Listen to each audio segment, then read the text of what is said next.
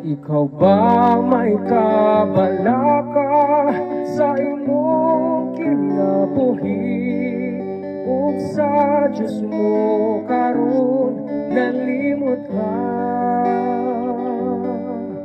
Kung si Jesus mo ani pagkuha sa pinili, andam ba ang imong kinabuhi? Buot mo ba nga si Jesus mo balik na? Ihanap mo ba karon siya? Itungan mo ba ang mga sugo niya? Andam ka ba sa pagbalik niya? Andam ka ba sa